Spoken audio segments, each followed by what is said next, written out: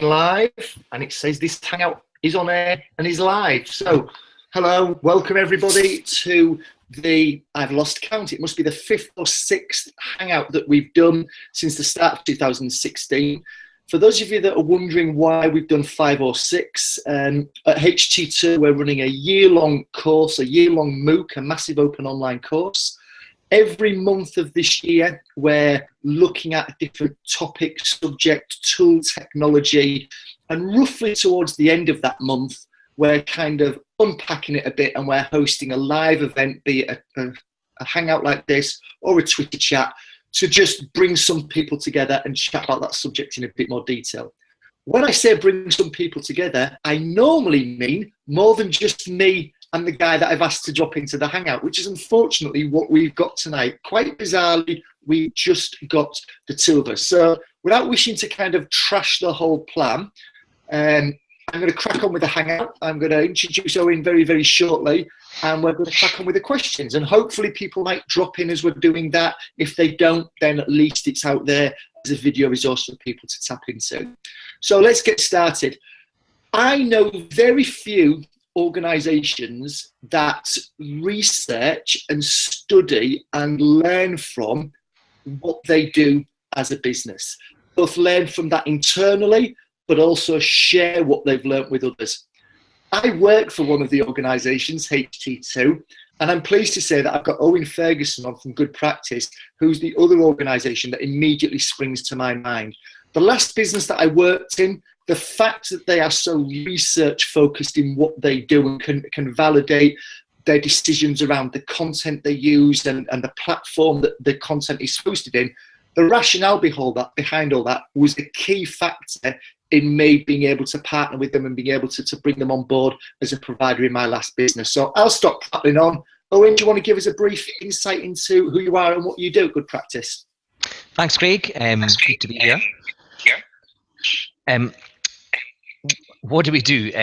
We provide a wide range of learning solutions aimed specifically or mostly at people who are in people management positions. So we concentrate very much on that target audience, and we cover off the kind of whole gamut of online learning, everything from sort of performance support toolkit, which provides resources to across a wide range of management challenges, through to more traditional, I wouldn't necessarily say traditional e-learning, but more traditional e-learning interventions and sort of formal programs. My role in that has been, until relatively recently, I looked after the product development side of the business. So I was responsible for developing our core products and services, and also initiating a lot of the research that we do carry out to kind of back up the decisions that we make for developing those products. So you've mentioned the word research there. Go on. Give us a couple of examples of what you've done really recently. I know that we're going to be working together around an element of that, but also I mentioned in my intro about the research that you're doing into the platform that you host the content on. So do you want to give us an insight into kind of what you do behind the scenes to make sure that your content and your platform meets what the research is suggesting? Sure. So I mean, we do all sorts of research. Sorry, I'm just getting a little bit of feedback there. Keep myself a second delayed. Most of the research that we carry out is for purely selfish reasons, because the main aim of the research that we carry out is to develop, refine, and improve the products and services that we carry out. And every now and then we produce a piece of research, or we carry out a piece of research that we think would be of interest to the wider learning and development community, and then we sort of package that up in an easily digestible format, try and remove most of the sums, and then summarize it in a way that we think is particularly useful. And the reason that we carry out that research is to remove our own bias. The question that we ask ourselves is, how can we best uncover the real challenges, aspirations, and habits of the people that we are creating solutions for? So we do things like we carry out wide-ranging surveys of employee populations that we serve. We carry out in-depth interviews, which we then we transcribe them and subject them to text analysis tools, and we pick out themes from that, which we can then test using other surveys. We carry out user testing. So whenever we develop a new feature or even a new product, we like to test the features and functionality by watching how users actually interact with them. And we've also got a whole heap of data that we generate from the use of our online products that we can subject to statistical analysis. So just to give you an example of the kinds of results that we get off the back of that. We recently took a look at the recommendations that go alongside the resources that we have for our online toolkit. So it's a website with lots of useful content, and alongside that is, for each piece of content, we want to be able to recommend useful additional reading or other resources that are there. And one of the questions that we had was, at the time, editors were essentially authoring these links based on their own expertise and the knowledge of the corpus of content that we had. But there was a sense from the technical team in particular that could be replaced by some kind of smart algorithm that identified relevant content, and that would do a couple of things. One would be it would improve the relevance of the results, but it would also cut down significantly the amount of time that was taken to produce them. So rather than just make the decision to go ahead and replace the authored links, what we wanted to do was carry out what's called an A/B test. So we for half the population of users that we had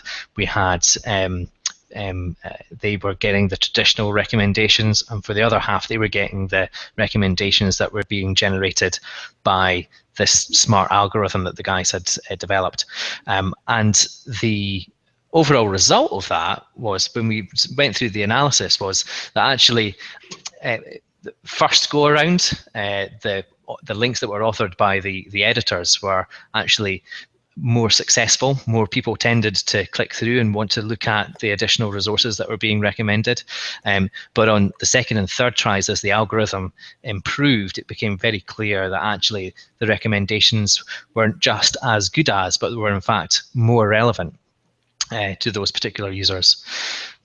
So Janet, I think, hi there, how are you? Hi, how are you? Craig apparently just dropped off. I know. There. Was saying he was using hotel Wi-Fi, so I suspect that might be part of the reason. He's coming back in, so yeah, I kind of rudely came in late, but. Hello. Yeah, I dropped out now. Yeah, sorry for that. It dropped me out. Until Janet dropped in, I was kind of feeling comfortable. I thought, look, here's Craig, and there's Owen, who knows about research and data, and he doesn't mind me saying this, he's a bit nerdy about it, but I felt I could handle that. I felt comfortable. Now Janet's here, and all of a sudden, the scales are tipping away from my favour. Starting to feel a little less comfortable. So thanks for joining us, Janet. I hope another data newbie can join the call and even things out. Well, I would say, do you want me to leave? You know, I can do it. No, please don't. You're the only one that's here. Please don't leave.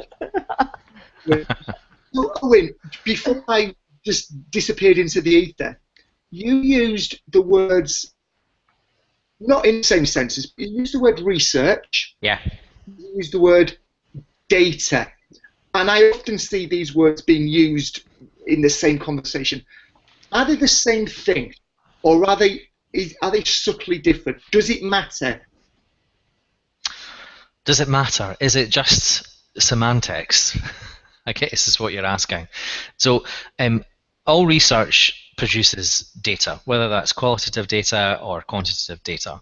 But I'd say research is as much about the methods as it is about the result. So how you get the data, the protocols that you follow to remove bias in your in your samples and your conclusions are as important as the actual results. So it's the in fact, you could almost argue that the methodology, well, I would argue the methodology is as important as the data that comes off the back of it, because if you've got flawed methodology, the data's useless.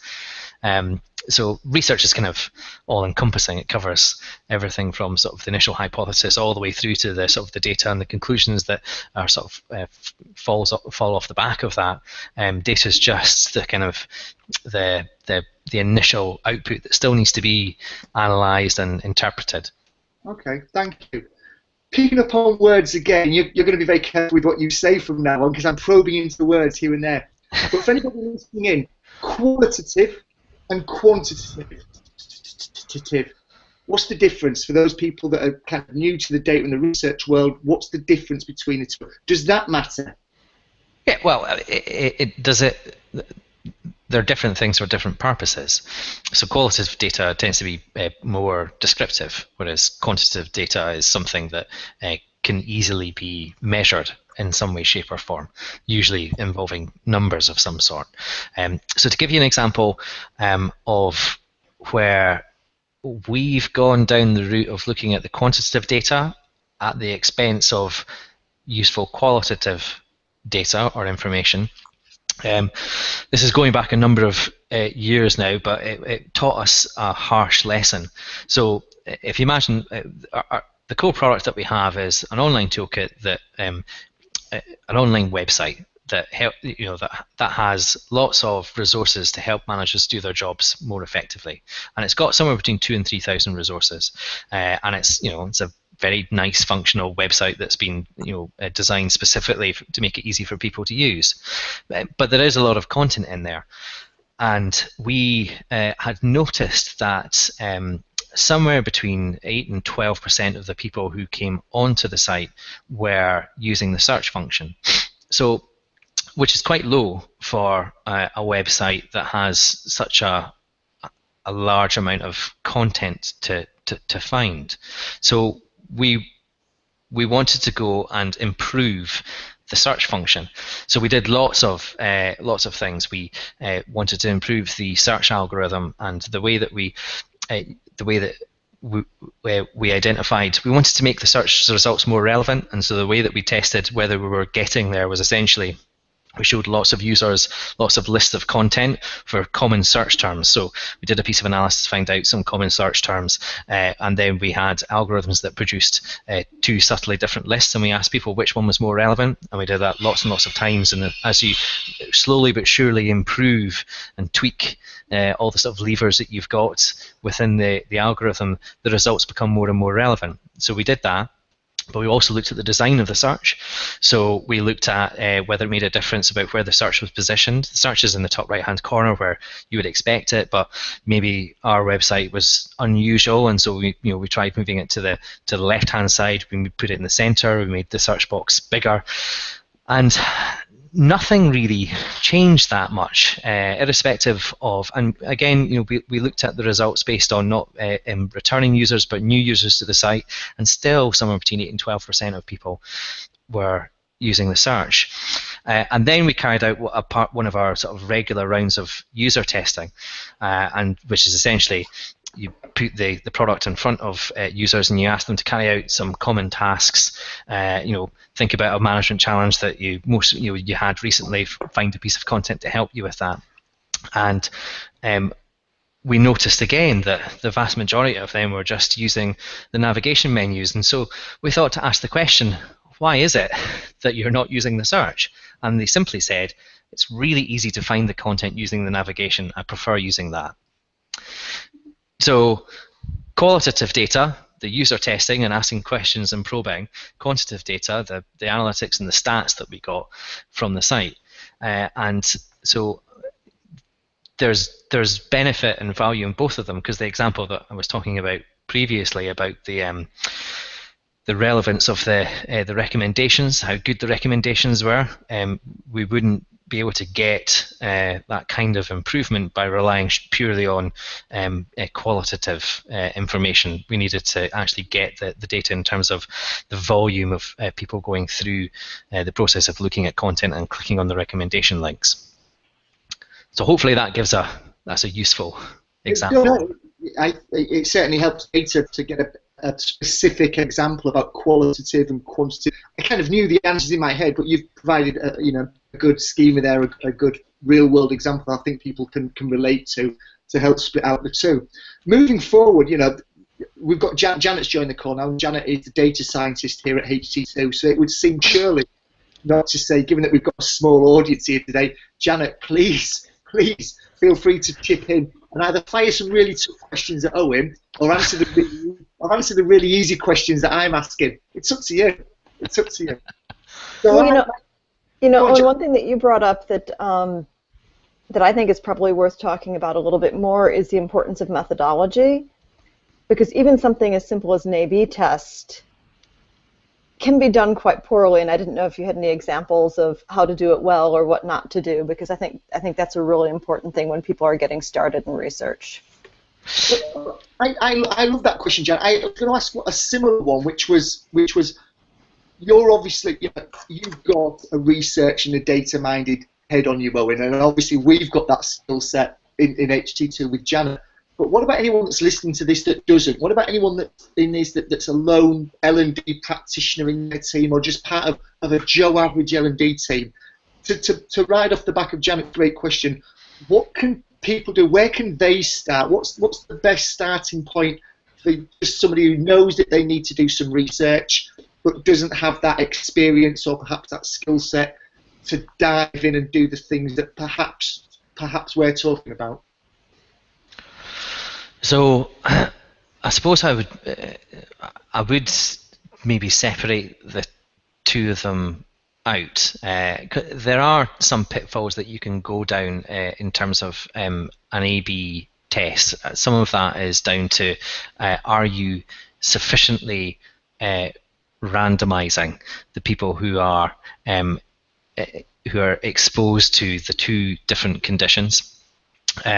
Part of that is down to are you testing against the two conditions correctly? So, and by that I mean maybe the best analogy is to give from a medical perspective, because people can align with that a bit more easily. So, when you're testing a new drug, let's say that there's a new painkiller. What a lot of people think should happen is that you randomly assign the new painkiller to people and then give the rest of the population, the control group, if you will, a placebo. But what you're testing there is whether the drug is effective at all. But painkillers already exist, so you need to be testing against the existing treatment, if you will. So to pull that back to an A/B test, there is no point in simply testing two brand new ways of doing something if you've already got something that's in place. So if, for example, you have you already have a design for an online resource, rather than test two new different designs, you need to at least test against the existing design as well. So there are a number of sort of methodology pitfalls that you can fall down, but the vast majority of the time these are solved problems already. So web development companies in particular have written quite extensively about how they go about doing that and the kinds of mistakes that they've made, but also you can draw on from other domains. And I mentioned the medical profession. They've made just about every mistake it's possible to make, but they have learned from them, and they're constantly looking at how they go about improving them. So Janet, I don't know if that's answered your question. I'm quite sure that you've got some additional points that are worth making. Well, yeah, but I didn't want to jump in while you're answering because I know Craig, I think, brings up a good point. But I think Yeah, to me, a lot of methodology is definitely cribbing off the notes of relevant fields, because people have put such a body of work into this, and there's no point in relearning what somebody else has already done the hard work to figure out. Yeah, absolutely. And Craig, in terms of, you were talking about in terms of where do people start if they want to carry out their own research. I'd say a first step would be to familiarize yourself with all the mistakes that it's really easy to make. So, there's plenty of literature out there on cognitive biases, on sample bias, and really just starting right at the basics of the scientific method. That is, that's how we go about finding out whether something works or not. The idea of, generating a hypothesis, creating or establishing how you will find, and the hypothesis needs to be falsifiable. So quite often people will carry out research without testing against something that is actually falsifiable. They're just looking for a way to confirm their own hunches or suspicions. You need to be able to define how that hypothesis would fail as a result of the experiment that you're going to conduct. And then, as Janet says, there are lots of mistakes that you can make in terms of the sort of the experiment design, the methodology that's there. But a lot of them have already been, they've already been uncovered. And in terms of a starting point, it's about finding a question that you want the answer to where there isn't already good quality evidence. So there's an awful lot of literature out there, especially in the learning domain, not necessarily about applying learning into a performance situation. I have to say, some of there are some weaknesses in the sort of the evidence there, but certainly in terms of what helps people to retain information, there's lots of good quality evidence that's already out there. So, look in your own context, find a question that you want to answer, and then turn that into a hypothesis, something that can be shown to be false, and then work from there to determine what your methodology is going to be. And the other thing that I would say is that at GoodPractice, we make a judgment call as to what constitutes good enough evidence. So quite a bit of the research that we carry out, I think if you were to show it to an academic, they would turn around and say, well, that will never get published. Well, our aim isn't necessarily to get published. Our aim is to help push forward the products and the services that we've got. So we make a judgment call in terms of what's good enough evidence. It's not quite the same bar that needs to be crossed if, for example, you're wanting to introduce a new cancer treatment. Yeah. And I wanted to kind of echo what you were saying about having hypotheses that are falsifiable, because I think, from a very young age, we're kind of taught, when we answer a question, prove yourself right. And, as school children or in the workplace, it's always showing that you're right, and that is the path to bias in sampling and bias in method. It's just your first step to it. And so I think, for me, that was one of the most important things I learned in research, was to have more than one hypothesis going at a time and then trying to prove myself wrong.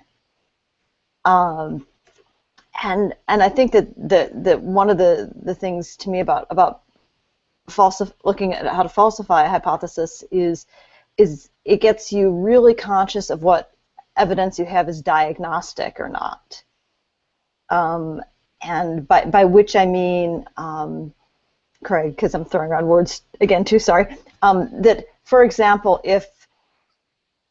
to take it to a health thing, if one of my kids is ill and I'm trying to figure out what they have, things like a fever and stuff, that could validate a whole bunch of different illnesses. But if they're not covered with a rash, they probably don't have chicken pox. I can toss that one out. So I think as you're looking at your hypotheses, if you can say which things are actually going to be diagnostic and distinguish one result from another, because some things will be true for a lot of different cases. So I think that's where that view of looking at how to disprove things really can be a tremendous help. Yeah, and they're also the most useful things, because you don't want to be going down a path where you're operating on an incorrect assumption simply because you've gathered evidence in a way that's kind of confirmed your own hunches or suspicions, and then you go down a particular path, ultimately that's going to end in something that is at the very least subpar and at worst actually detrimental to what it is that you're trying to achieve.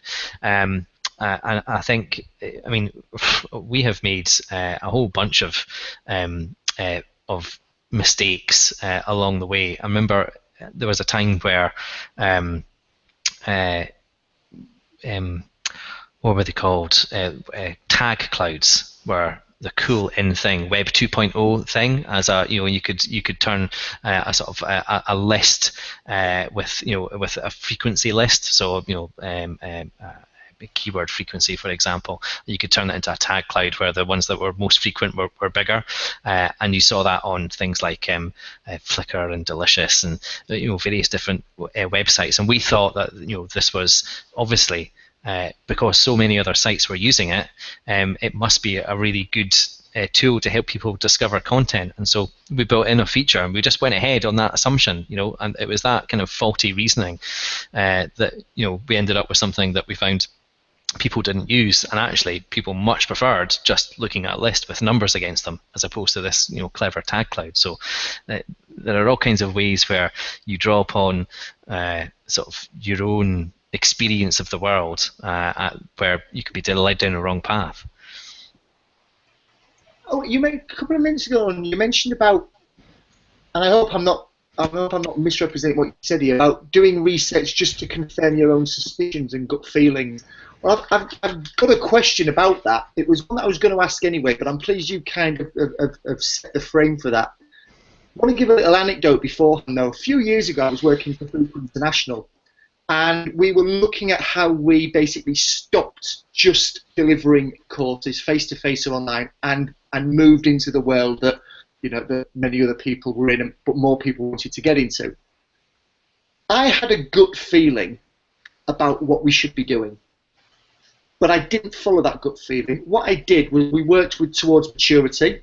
We got them to come in, and we got them to do the very first learner landscape survey with us, and it went brilliantly. Buy-in from the top, 60-odd% return rate for a survey that had no extrinsic motivator and what they didn't have to do. Really good turnout. And of course the results, where this is going, the results almost to a letter confirmed my gut feeling about what we should be doing. So I guess my question here, which I finally figure out what the hell it is do gut feelings have a place to play in this research, data, scientific world? Do they have a part in there or not? And if they do, what is it? Yeah, of course they do. So one of the things that we say here is that our expertise and our intuition inform what it is that we would like to test.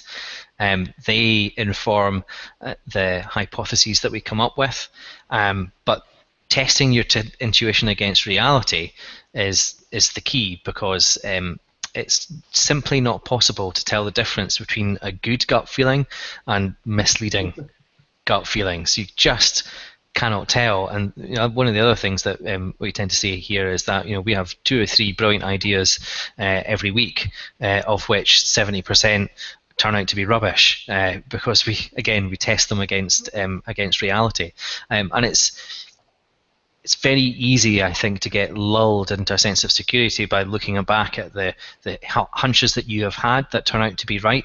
You do tend to ignore the hunches that you've had where you've been completely wrong. And what the example I gave you there about the interpreting the quantitative data on the search on our site is a perfect example of that, where we did end up with a much better search, but it wasn't as important as perhaps we thought it was.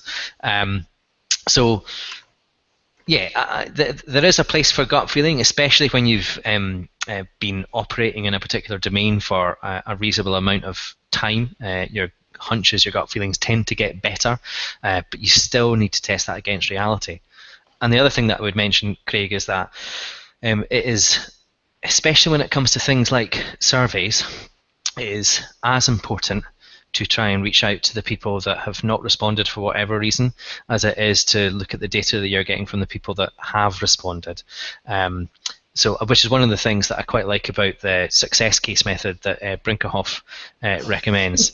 Yeah, he's, because he does say that. He's like, you're getting responses from people who are either enthusiastic enough to offer an opinion or antagonistic enough to offer an opinion. But the people who fall somewhere in between, in the I can't be bothered filling out the survey for whatever reason, are the ones that you really need to reach out to.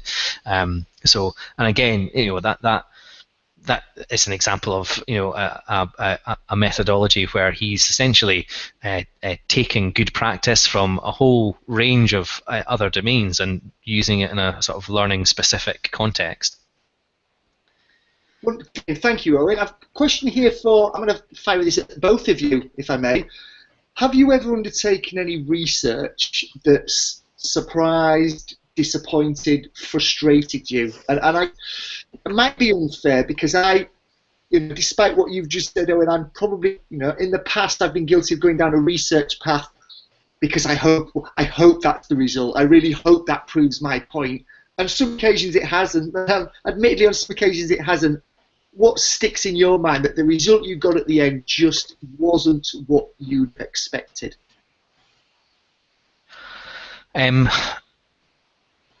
So I don't know if it was necessarily, it wasn't what I expected. It was surprising. So yeah, it wasn't quite what I expected. So one of the key challenges that we face when we're promoting sort of any online solution, really, where there's not any kind of compulsion behind engaging with it. So it is, it's free choice to access and make use of it.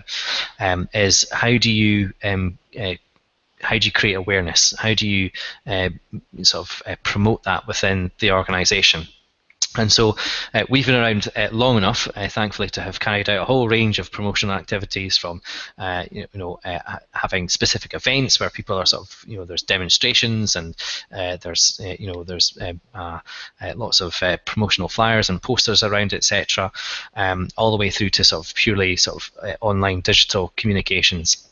And so we did a piece of analysis looking at a lot of the activity that we were carrying out to find out what caused sustained increases in engagement and access to the online resources that we've got, and we found that actually the vast majority of what resulted was a big spike and then a drop back to normal patterns. And it didn't really matter whether it was face-to-face events or it was online demonstrations. But we did introduce a regular email, a digest effectively, that highlighted new content, what content other people were looking at, some other various bits and pieces. It'd ask you to recommend a piece of content if you liked it from the last piece that you had looked at, and we went about that in quite a structured way. So we sent it out in different frequencies to different users. Some users received that on a monthly basis, some on a fortnightly basis, some on a weekly basis, and some more frequently than weekly.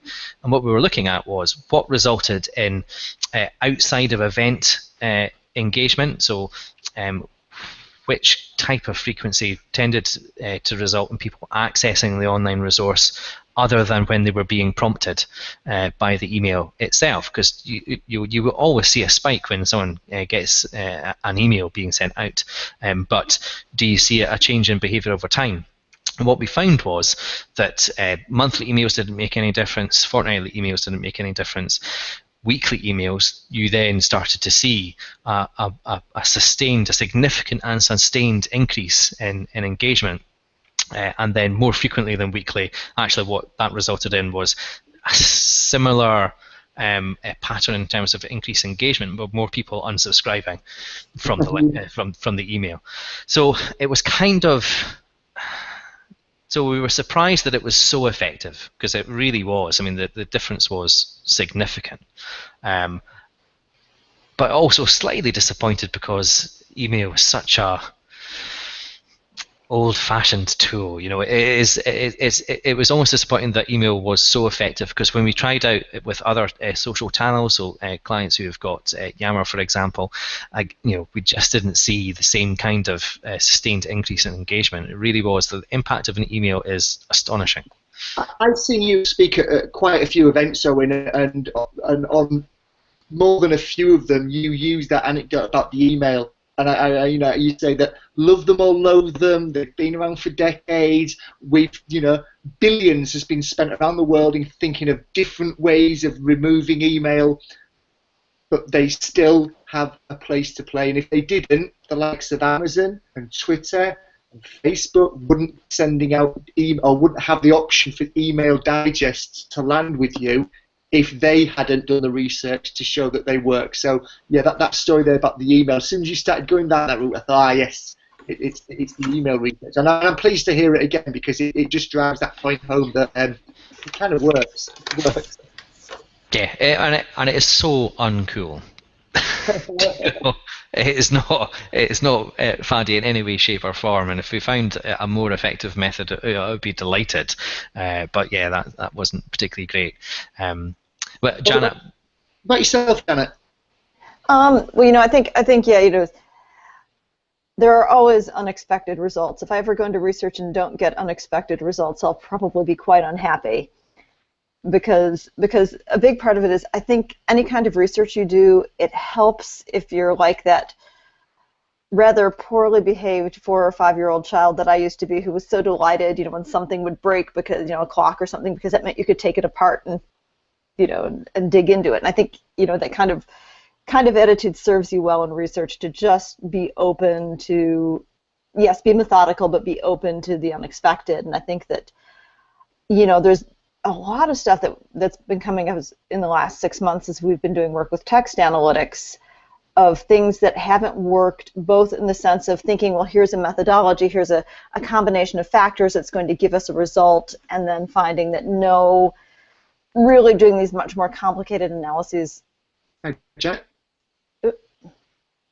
So you.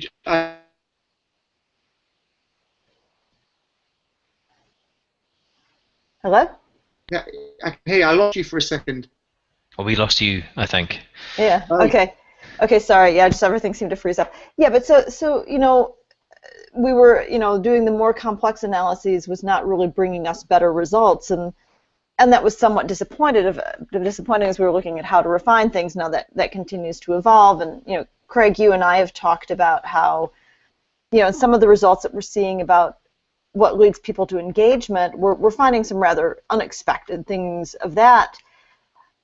But the upside of this is that as I'm doing this and not always getting the results I want, I've gotten in so much more deeply in the course design, in the kinds of questions that are being asked, that what's really coming out of this isn't just what I was looking for, but a much better understanding of what are the things we need to continue to look into to improve design, to improve that engagement, that are things that I wouldn't have thought of if I hadn't gotten into this mire of things that weren't working.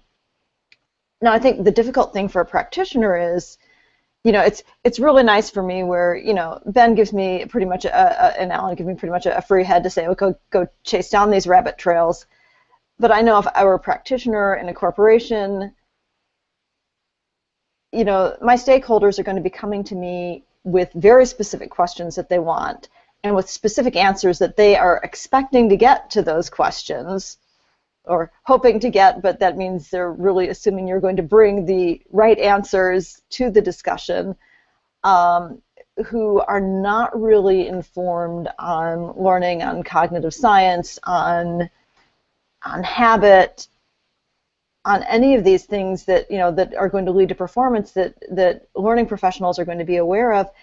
And so I think one of the big struggles, if you're a practitioner going into research, and I don't have the perfect answer for this, but it's something I think about quite a lot, is how do we help to formulate questions to drive the conversation with our leadership, so that if we're presenting them with research, we're presenting them with data, we're guiding them to the information they need, not the information that they've decided they want, whether it's the right information or not. So, I mean, it's a tenuous link, I'm sorry, but kind of leading on for that desire to be able to have better conversations with our senior leadership team to help and guide and coach them. It could perhaps be linked to my next question. If it isn't, then feel free to answer your own question. What one piece of research do you wish Joe average L&D practitioner would pay more attention to? It might be a piece of research about research. We talked about that earlier on, about looking at the research about cognitive bias. It might be a piece of research that's not actually on a meta level about research. So what one piece do you wish and hope and pray more people would pay attention to? Go on then, Owen. Do you know, it's like, picking a favourite child. I couldn't possibly narrow it down to just one. And equally, if I reflect on it, would you want doctors to reduce their focus in that way to just a single piece of research? If it meant that my hernia got operated on any bloody quicker, yes, I would. But I'm going off on one now, so move away from I think that's healthcare rather than medical science. I would suggest that's to blame for that. I mean, there's the obvious one, which is the kind of the research that's being conducted on learning styles. There's a myth that would do well to go. I think it's a damaging concept in and of itself. But there's lots of stuff on research on memory, on learning and retention. I brought along a prop. I think this book, Make It Stick, by Peter Brown, Henry Rodinger and Mark McDaniel. I think that's an excellent summary of our current state of understanding about learning and retention. I think that's useful. But I would probably, there's an example, there's quite a well-known study that I think exemplifies why carrying out research is important, and it's nice. It fits nicely into kind of the sphere that learning professionals will be familiar with. It's also extremely robust and has been replicated a good number of times. So there's something called the Forer effect, which was carried out by a guy called Bertrand Forer. The initial study was Bertrand Forer in the 1950s. And he gave his students a personality assessment. One of these assessments where you answered a series of questions about yourself, and then they handed it in, and he provided them all with the response to the assessment, and asked them to rate it. So essentially, it was a personality profile based on their responses to the series of questions that he had asked them, and he asked them to rate it on a scale of 1 to 5 in terms of how accurately they felt that it described them and their personality, and it was scored something in the region of, it was like 4.5 out of 5 was the average score.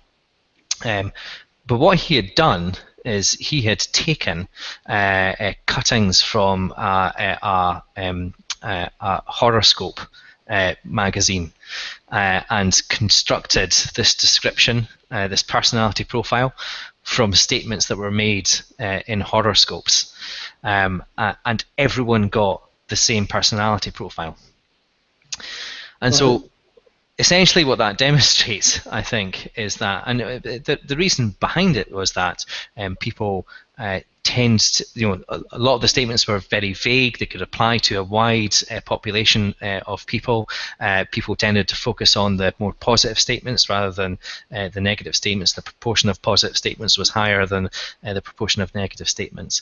And so it's very easy to create something that seems like it's very specific, but actually isn't at all. And so there are a lot of personality tools out there that essentially replicate what he did, but have turned it into a tool that's being purchased by and used in organizations throughout the world. A Ponzi scheme, as Donald Clark would call them. Well, yes, exactly. And so, there was a very neat experiment, wasn't it? Is it possible to create a personality profile that would be acceptable to, a large proportion of the audience that were there? And even though they all answered the questions differently, they were able to say, "Oh, yes, this describes me specifically very accurately." Yeah. What about yourself?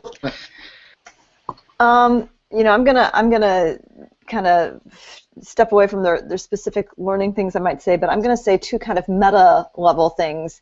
One is if you want to go really, really, really nerdy, geeky, dig deep into it, looking at fields like medical research or even more so econometrics for models for research design. Econometrics is fabulous because it's, and to me, so analogous to learning, as is medical, because you have a lot of variables. You can't really control a lot of the variables you have, so you're having to get into the realm of empirical. You're working with quantitative and qualitative together, and so they've really developed interesting models for how to get valid research and valid data out of that. And these are really complicated, so these are not like for the necessarily the casual, I'm just getting started in research, but if you want to, if you're into it and you want to dig in deeper, there's a book, Mostly Harmless Econometrics, which is probably the easiest introduction to it that I can come up with. And I think if you want to take a similar approach or be looking at that kind of line of thought but not get quite that deep, the whole concept of uplift modeling, which is big in sales, and I think ties into some of the things that Owen was talking about, even with the research they've done, of where you're saying, okay, if I change this, how's this going to improve retention or performance or engagement? But we have to say, we have to look at it in that context of, but what would have changed anyway? In sales, uplift modeling is saying, well, if I send out this, this flyer to people in the mail, or if I run this advertising campaign, what's the increase in sales? But you have to project how many people would have bought at this time anyway, right? And in learning, we have to always be looking at that same thing, and that's kind of a first step getting into that realm of thought of saying, how do we manage these problems where it's not like when you're doing science in the lab and you can have a control that you can have everything be the same except for the one thing that you're changing. You're dealing with 1,000 learners. You've got 1,000 things for each of those 1,000 learners that are different, and so you have to figure out how to work validly. So I think for me, after doing research outside of the so important understanding of how people learn and how they understand and how they remember, it's figuring out how can we model and measure things in such a complex system. And some things are much easier than others. But to always be kind of keeping in mind of what are the things that we can do to account for, even when you're talking about in the school systems where you're saying, well, how do different students perform? Well, what's the teacher in the classroom? What's their home life? What's their, all those sorts of things. And people in the workplace, who's only got 3 hours of sleep last night because they had a sick child who just got a fabulous performance review and is on the top of the world, and who just got stuck with a pile of work that's making them crazy. And if all of them sit down in front of some learning at the same time, that's going to affect the results. Yeah, exactly. That's going to affect the results, right? So to say, how do we start modeling around that? And there's no one easy answer, but that's the thing that I think right now is the most in the back of my mind when I'm working. Cool, thank you. I've dropped some links that both of you have mentioned into the I don't know why, because there's only the three of us on here, then it's your content, but I've dropped the links in anyway, because it's habits. We've mentioned habit, haven't we? Mm-hmm. What we did there, children. I'm going to cheat now, and I'm going to answer my own question, which is very, very tenuous to research. There was research behind it, but it's not a research paper as such. It's a book. It's a very easy to digest book, because I've read it a couple of times, but there's significant research that sits behind it. And that book, and I know that Owen is aware of this, and I'm sure Janet is the Checklist Manifesto by Atul Gawande. And that dips in and out of, just enough for me, the subject of research is to the research that he did across a number of US hospitals, and then across a number of I think the World Health Organization establishments, into just how effective and when and where and how something as simple as a physical checklist could be in minimizing poor examples of healthcare, and particularly I think line insertions was what he focused around. So it's not, it's not the research paper itself. It's a very light touch smattering about what took place. I'm sure was incredibly detailed. And I wanted to mention that because you've both mentioned medical here, and I think you're absolutely right at the beginning. It's something that people can wrap their heads around and align with, because we're all human beings. We all have uplifts in health, and we all have downsides. So I wanted to try it and add something on there. So my recommendation would be to go and have a look at that book, The Checklist Manifesto by Asfagwani. And he does touch on different research methods in there, very, very lightly, I must admit. And it was just enough for me. But he does touch on different research methods and what people came back with, and the challenges he had around some of those. But thank you for your contributions, very definitely. So we are approaching the half hour. I wanted to ask if you guys wanted to add anything else that we've not covered here, anything that you wish people would go and look at, any words of warning or words of caution, perhaps hard-earned over your years of data and research, before we bring things to a halt. Well, we have reflected on, and we've both mentioned the medical profession, and the reason why we kind of keep coming back to it is because medicine is more often than not literally a matter of life and death. It gets concentrated on quite heavily by a lot of clever people, and so they are in a lot of ways ahead of the game. And so I would recommend, if people want to get a really good basic overview of research in that area, there's a couple of books by Ben Goldacre. First one's Bad Science, and it just gives a really nice overview of why it's important to conduct research and trials in particular. And the second one is Bad Pharma, which is a much more in-depth look. It deals with a lot more complicated issues, but again has the kind of pitfalls, or actually what it does is it shows you how the pharmaceutical industry has sometimes skewed the research base in a particular direction, and the methods that they go about doing that, and also how you can identify when that's happening. And both of those books uncover or describe techniques that can be used across a whole range of different domains. And in fact, we're actually seeing that just now. A lot of the debate that is happening or has happened in medical science, you're starting to see that come through in terms of psychology research, for example. So both are looking at problems with publication bias and all that kind of stuff. And so it's a really, both those books are fascinating but incredibly relatable sort of digest. Thank you, Owen. Thank you. And I've dropped those two links, Bad Pharma and Bad Medicine, into the chat panel here so that you can go and look at them if you've read them. Habit. What about yourself, John? Any closing comments before we draw things to a conclusion? Yeah, I think the one thing is, it's not just how well you research, it's how you deliver it, how you present it.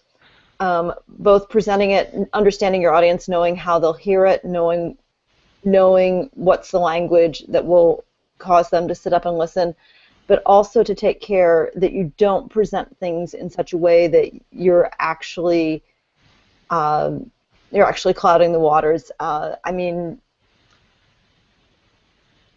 Infographics are kind of notorious, and you can Google some really nice sites of misleading infographics where it looks like there's something that's really good data, and it's extraordinarily misleading. And so just how you deliver it, how you present it is gonna impact how valid and how credible what you're saying is.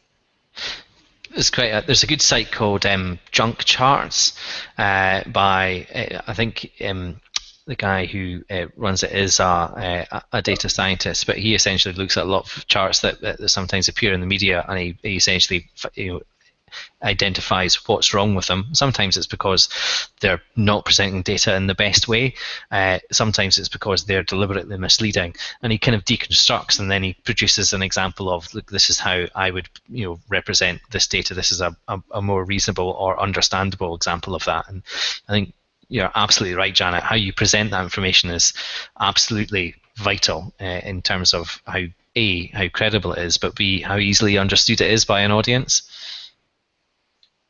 I think I just found that on it's a typepad site, dunkcharts.com. Again, I've dropped that, and I'll share these links outside of this hangout afterwards, so that it's not just the three of us that get the benefit of them. So thank you, guys. As always, it's just gone 20:30. Want to say a huge thank you for Owen for getting involved and staying behind after work this evening. I know you've had a crazy day today with online sessions and board meetings and things, so thank you ever so much for finding the time and fitting this in. Janet, my stalwart attendee, not only thank you for turning up and being an attendee, but thank you for allowing me to hurl the questions at you as well. And of course, I wouldn't have done it to just anybody, but it would have been such a shame not to get your insight into your background and what you do for us here at HT2. So thank you to both parties. Really, really well done. Thanks, guys. That's great. It's a pleasure. Okay. Thank you.